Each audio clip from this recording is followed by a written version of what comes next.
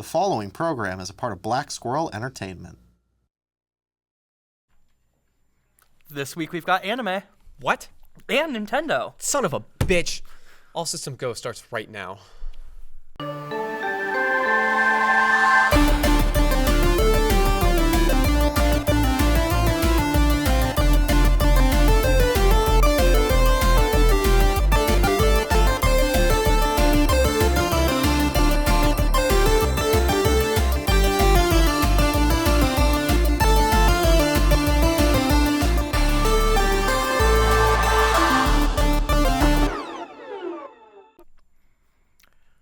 Greetings and welcome back to another episode of ASG, the only show that is nothing, has nothing, and will never be anything. I'm Spiritless Sammy. And I'm Weary Wyatt. Let's get started. Xbox's partner preview for October 2024 has come and gone, and if you're like me, you didn't even know it happened. So allow me to recap. I'm clearly the most qualified. The Alan Wake 2 DLC, The Lake House, was officially revealed, establishing that the DLC will have a darker tone and more horror elements than the base game.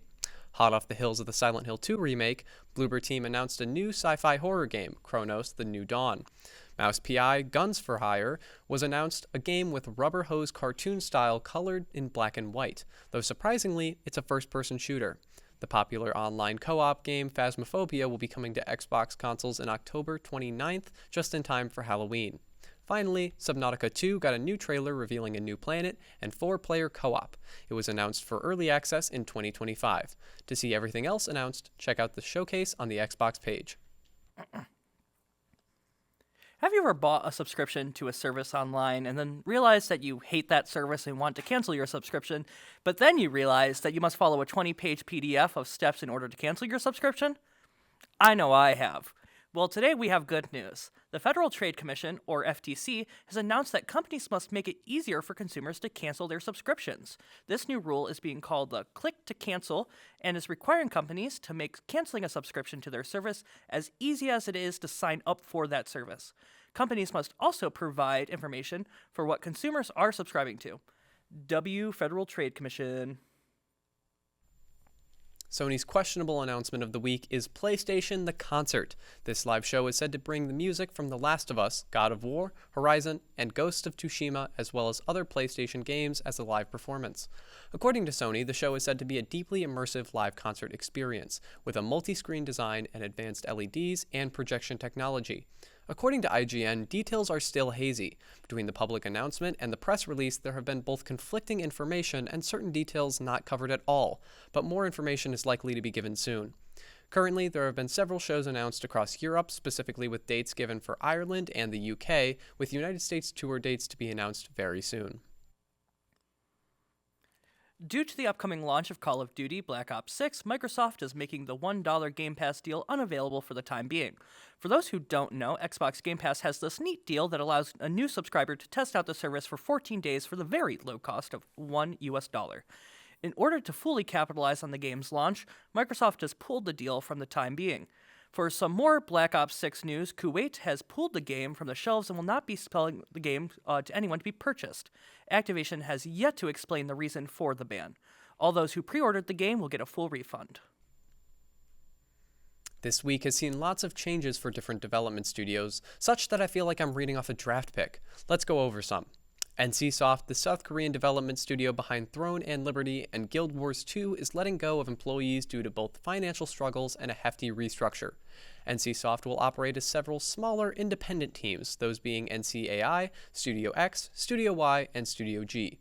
Don't Nod has announced the layoff of some 69 employees following their half-year results for 2024. Reportedly, this is a result of Bansheer's Ghosts of New Eden and Jusant, both games that saw positive review scores but apparently did not meet expected sales. Finally, Certain Affinity, the studio founded by former Halo developers best known for their co-development work, has been acquired by Keywords Studios.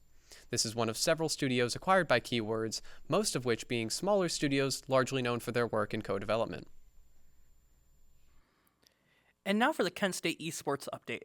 Last week, the Valorant team won against Central Michigan 2-0. They are still sitting in third place in the standings, with their recent win pushing them to a 6-1 win-loss count. The Rocket League team had some better luck, winning 2 out of their 3 matches this past week. The team lost 0-3 to Central Michigan, but won 3-0 against Western Michigan last Wednesday. Last night, the team won 2-1 against Northeastern. Just like the Valorant team, the Rocket League team stayed steady at 8th in the standings with a 5-6 win-loss count. Tonight, the Rocket League team plays Toledo at 8 p.m., also known as Right Now. So check that out at Esports KSU on Twitch after this episode finishes. After the break, Charlene reviews My Hero Academia. You're next. Me? No. Oh. All systems go. We'll be right back.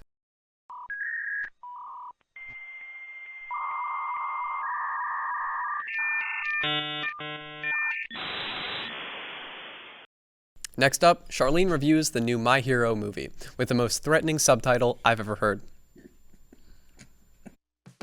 Hello everyone, my name is Charlene, and today I'll be giving a quick breakdown and review of the newest anime movie to hit the market, My Hero Academia, You're Next. However, before I start, I would like to let you all know that while I will be as vague as possible regarding the key points of the film, we will be diving into serious spoiler territory for the series overall. So please take caution when you see this sign appear on screen, as spoilers will follow shortly behind. Warnings received? Mute buttons ready? Okay, great, and let's go. Alright, first things off, this movie takes place directly after the events of Season 6, where the events of the fan-dubbed War Arc have left all of Japan and Hero Society in absolute shambles. Izuku Midoriya, the main protagonist who runs under the hero alias of Deku, has been accepted back into UA High and is currently helping the remaining heroes and his classmates capture all the escaped villains that had broken out of prison during the disaster. Catch-up completed, time for the plot. After a routine villain capture goes awry, Deku and his friends are introduced to the villainous Dark Might and the Golini crime family, a group of villains straight out of The Godfather whose family head is so obsessed with All Might that he uses his alchemy quirk to imitate the hero's appearance and moves the group to Japan after society crumbles. After kidnapping a girl named Anna and proclaiming himself as the new symbol of peace, he uses the girl's unique quirk to drastically enhance his own abilities, allowing him to create a massive moving ship-like castle that absorbs everyone in the nearby area, heroes included, and traps them within the various different paradises inside. In the quest to take down Dark Might and rescue Anna, our heroes team up with a mysterious butler-turned-assassin named Julio in order to face off against the other members of the crime family and protect Japan overall. In the process, boundaries are tested, secrets are revealed, and epic, world-breaking anime final boss battles only tend to amplify when your villain owes most of his power to a girl who can barely control her own. Summary completed, on to the review. First things off, if you ever wanted a My Hero Academia dungeon crawler, you got a My Hero Academia dungeon crawler. While it is by no means the fantasy AU that many fans tend to ask for, the way that each environment in the castle works with its own challenges and villains leaves for some very interesting encounters for the cast. However, in my opinion at least, this movie could have easily had an extra 45 minutes of footage if it wasn't already an hour and 50 minutes long.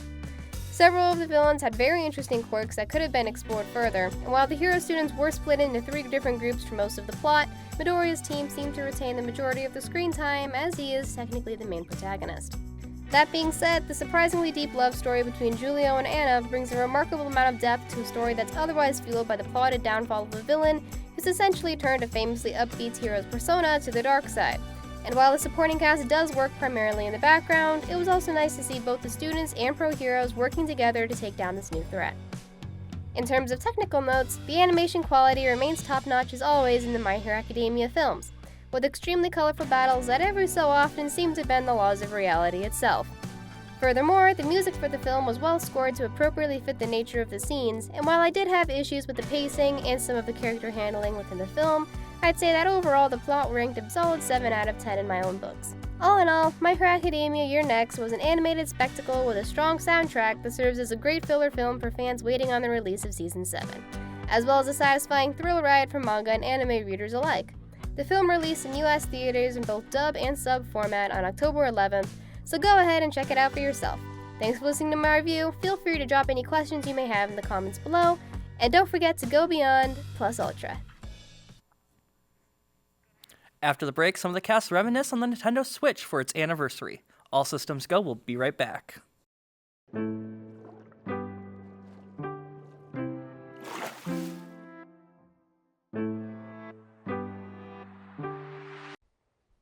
This week marks 8 years since the Nintendo Switch's debut trailer back in 2016. Since then, it has become one of the best-selling consoles of all time, and it's gotten games. Lots of them. So today, the cast here is going to reflect on our best memories with the console and discuss what we could see with the successor of the Switch. So let's kind of start down the line here. So David, I wanted to ask, when did you obtain your Nintendo Switch, and what's your favorite memory that you've had with it? I got my Switch back in January 2018, and my favorite memory was playing Mario Kart 8. Because it had the Wii U DLC pre-installed on there. Yeah, I'm glad it had that. I'm glad it had that I wanted to get the. But the thing is I wish I had the booster course pack. But I hate the fact that they have to make us pay for it. Like I bought the game for $60. Why do we need to pay 20 more? Yeah, I mean, to be fair, you do get like double the amount of courses that the game came with. So I could personally understand the charge for it. But moving on, I would say for me, I personally actually got the Switch the midnight that it came out on March 3rd, 2017. So I've had it since its launch. And I'd say my favorite memory of it was just the first time playing Smash Ultimate was because that was the first time I was ready for a Smash Brothers at launch, and it was just a really fun time. And since then, it's become one of my all-time favorite titles in general. Brian, what about you? So I got mine Christmas of 2017. At the time, Mario Kart 8 was pretty much the only game I played at the time.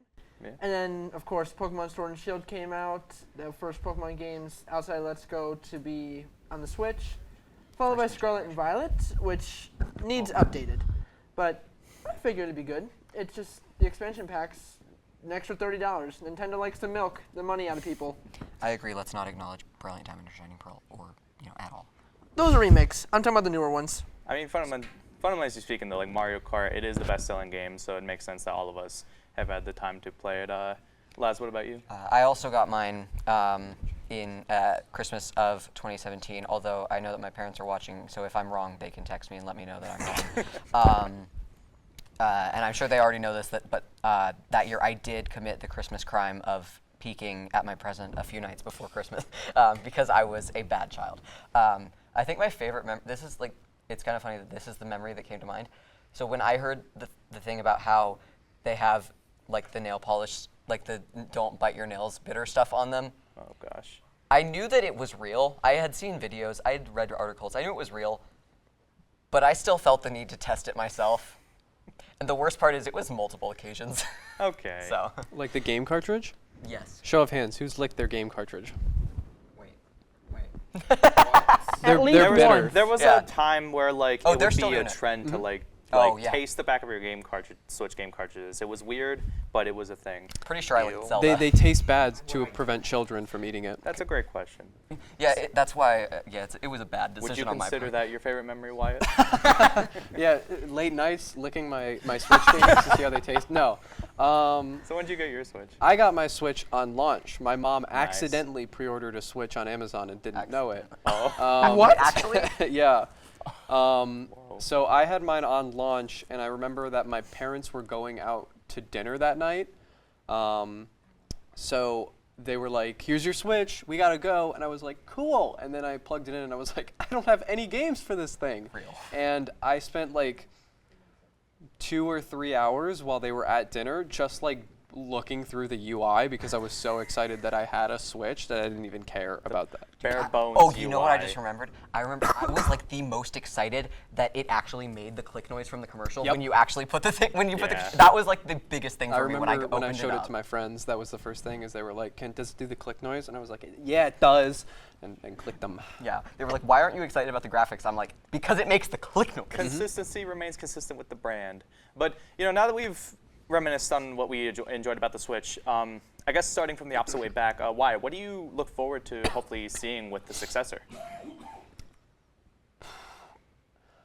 I mean, I would like to see an enhancement in graphics. I do think generally it's one thing of the OLED is certainly a side grade, but at the same time, I do think the OLED screen is something really pretty. And if it wasn't for the OLED, I would say I would like a brighter screen that shows the vibrancy of the colors a little bit more. I would say, if anything, rather than just like graphics and like it runs better, I would like to see a Switch with slightly thicker Joy-Cons, because I like the fact that like the Switch, it always has that like pull apartness that even like handheld mode, I can hand somebody off a Joy-Con and hold them on their sides, but they are so small, and my hands are big spider hands, and I don't hold Joy-Cons very well. Yeah, unfortunately, Big like spider the hands. split pad is not wired. It's not like Bluetooth or whatever, so you have to have it connected, which Yeah. is the one thing that I did not like about that when I bought one. Laz, what would you want to see? I mean, given that it's Nintendo and their consoles are basically just like, what kind of experience are they going to offer? I'm curious as to what kind of experience they're going to do. Because like with the Wii, it was like, oh, motion controls are like the thing. With the Switch, it's like, it's a hybrid. So I'm curious what they're, like I genuinely am, I don't actually have any like ideas, because I'm like, what are they going to do? You know, that's really valid. You Like, have what to like can? take into consideration the Nintendo-esque moves and whatnot. Brian? what would you wanna So I've done some research, and basically they say it's supposed to be the equal to the PS5 and Xbox Series X. No, Nintendo can't pull that off. No doubt. I mean, the FPS is stuck at 30. Yeah, You they need to can't do that. They need It's- to upgrade the FPS, but I also agree the graphics do need to be boosted a little bit. Yeah, I'm sure they'll boost it, but it'll be outpaced by the time it comes out. That's Nintendo for you. Yeah, which is why they focus on experience these days. Yeah, they are family friendly, whereas the other ones are more competitive. So that's just Nintendo. Yeah, I mean, theoretically speaking, like, I think because we have seen we've seen even Nintendo published and developed games that struggle with performance on the Switch now. So all I would really want is for just a bump up, so that way that at the very least the Nintendo made games can have a consistent running frame rate and whatnot, because that's exclusives is what Nintendo lives on these days. It doesn't really matter how much the third parties perform. Of course, that's not to say they're not important, but realistically what I would want is just a bump in power, so that way performance is key, and like you guys mentioned earlier, better controllers and just a general upgrade on everything overall, including like storage and whatnot. David, what would you hope to see from a Switch 2 successor? Well, one thing or two things. Just what would you want to see? Well, I would like to see a free online service. That would be Because they have it with the Wii and the Wii U, but not the Switch. I don't want to have to pay extra money just to play games online. yeah, it's stupid. I have to pay more money. I mean to play multiplayer online. Understandable. Like my parents already pay enough for internet. I Yeah. do want to add to that. Yeah. I don't mean to interrupt you, David. I do want to say one thing. Former Pokemon games, all the way up through Sun and Moon, you did not have to pay for a subscription just to Wonder Trade. Now they make you. Yeah, that. Really? Yeah, Yeah. you have to pay to do any sort of online trading in Pokemon now, which is probably I one had of no my idea. least favorite things. Like separate from Yeah. NSOs online. Oh no, you need to pay for that to do Oh, the you Pokemon just need trading. to have I'd say this- it's You need to have that, which I Online think is subscription, stupid. yeah. I think you can do local trading, but Yeah. Only if it's like It's within a really certain dumb. parameter or a link code. Also, Exactly. my Switch is connected to my home internet, and which means I could watch YouTube online, which makes the subscription service redundant. Right. Yeah. I mean, well, hey, at the end of the day, talking about the Switch is a lot of fun, but so is watching reviews about Switch games. After the break, Joe's going to take a deep dive into Shin Megami Tensei V. All systems go. We'll be right back.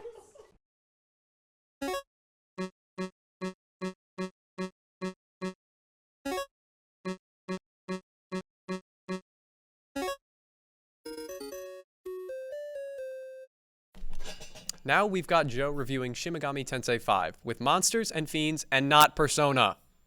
A Persona fan has finally stepped out of the ever-growing quagmire of what is considered the main line and is heading into the actual main line, Shin Megami Tensei. For context, Persona is a spin-off of Shin Megami Tensei, which came from the title Shin Megami Tensei If.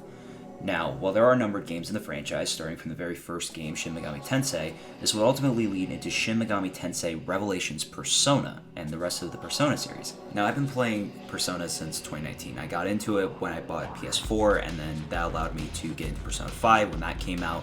and I got further into it during quarantine in 2020 with Persona 5 Royal. So I've gone about every avenue with Persona, albeit, playing Revelations Persona or Persona 2 Innocent Sin and Eternal Punishment. So I asked myself a question. Could I try emulating the older Personas? Or maybe I could take my expression and love of the series to the root. And that's when the answer of Shin Megami Tensei came to mind. The first game in the series I started with was Nocturne, not Vengeance. Although I wasn't able to finish Nocturne, it was still an amazing game that acted as a gateway into the rest of the franchise. When I heard that Shin Megami Tensei V was getting a director's cut known as Vengeance, and that it would also be receiving a PC port, I knew this was the perfect opportunity to get to know the series a bit more. Something that was nice about the game was its ability to allow you to pick between the two different stories. In the game, the two stories are referred to as canons, and the canon is determined by a single choice. And that choice is taking the girl's hand. If you choose to take the girl's hand, you will play through the new version of the game, referred to as Canon of Vengeance. However, if you choose to not take the girl's hand, the game will take you through the original story, known as Canon of Creation. For now, I want to save, talking about Canon of Vengeance, and I want you to actually play, or I want you to, experience Canon of Vengeance, because that's new stuff. I want to talk about the old stuff, so we're going to go through Canon of Creation for this video. In Canon of Creation, God is apparently dead and Lucifer has taken his place. The war between demons and angels had left Tokyo completely decimated, but an illusion of a Tokyo where nothing occurred houses all the humans. As random murders begin to take place in the illusionary version of Tokyo, a group by the name of Bethel is dedicated to working under the angels to protect the humans and re-establish God's order. When our character ends up getting transported to the decimated version of Tokyo, also known as the Netherworld, we make a deal with a proto-fiend by the name of Aogami to fuse and become a Nahobino, the combination of a human and knowledge. As a Nahobino, you work under Bethel to make your way through the Netherworld and reach the throne of creation, meeting an ensemble of demons to recruit and fight and determining the world you will choose to create. Now, going outside of the plot for Shin Megami Tensei V, the gameplay and even just the replayability aspects of Shin Megami Tensei V are some of the most fun I've ever actually had with an Atlas title. I mean, there's a lot to even just uncover with just playing Shin Megami Tensei V, so let's get into that real quick. In Shin Megami Tensei V, we have a combat system referred to as press turns. Now, this is not only just apparent in Shin Megami Tensei V, this is also present in the other Shin Megami Tensei games, and I want to make that point relatively clear. To explain the system, you see these four icons right here? These are known as press turn tokens. When you commit to an action, you consume a token. When all four of these icons are consumed, then it's the enemy's turn to attack. Now, the good news is there's rewards for using the system properly. If you manage to hit a weakness or land a critical attack, you consume half a token, indicated right here. This means instead of 4 moves, you now get 5 moves. If all your party members land weaknesses or criticals, you can do a maximum output of up to 8 moves. However, there's a caveat to this system, and it's that your enemy can also hit weaknesses and criticals too. And there's more. If you hit a resistance, you'll do less damage. If you hit a nulled resistance, or block, you'll lose 2 press turn tokens. If you miss your attack, you will also lose 2 press turn tokens. Now here's the kicker. If you or an enemy absorbs or deflects an attack, the turn ends. What's nice about the system is, as I stated before, it can be as rewarding as it is punishing. You have to prioritize learning enemy affinities, ensuring that your team is set up correctly for taking on the various demons, and being the team that comes out on top when the fight ends. Now, another thing I also did not mention in my script was also the lineup for creating the ultimate team. Now, the good thing is that each demon has an archetype that you can build into. For example, you can build an archetype of multiple healers and then, having the end demon be the demon that does an insane amount of damage. For example, my team that I built was comprised of Idun, Konohana Sakuya, and Masakado. Idun and Konohana Sakuya could both utilize moves that could increase the amount of damage that Masakado did with his move, Recalcitrant. I'm gonna mess up this one, I'm sorry. Recalcitrant Execution. But, building your team is completely up to you, and based on the archetypes as well, you can also determine, what team is right for you. Another big ticket item that I absolutely loved was the game's alignment system. In Persona, you never really had this. I mean, the game was kind of straightforward, it was pretty linear, and the ending that you got, because it was really play Persona. Play Persona 5, play Persona 4, you can see what I mean. In Shin Megami Tensei, it makes you really think about where you're going to be selecting when it comes to various choices. There are 3 variations of alignment: law, neutral, and chaos. Do you want to uphold God's order and be all saint-like and whatnot? Then you're one to like law. Do you hate the government and want to watch it all burn? Then you'll love the chaos route. Or maybe you're just impartial and you want to just stick in between the whole thing. You are a neutral player. Depending on the major and minor choices that you make in the game, it can ultimately determine how and who you side with when the game reaches a critical point. However, a fun thing I learned about alignment is that you can see it in the overview when you're in regular Tokyo. If it rotates clockwise, you're currently following a law alignment. If it rotates counterclockwise, you're currently following a chaos alignment. And if it sways side to side, then you're currently following a neutral alignment. To conclude, Shin Megami Tensei was an absolute blast to indulge myself into. While there were things I wanted to talk about in this video, I would rather suggest you look for yourself. That not only includes items in the original story, but also in the other version of the story, Canon of Vengeance.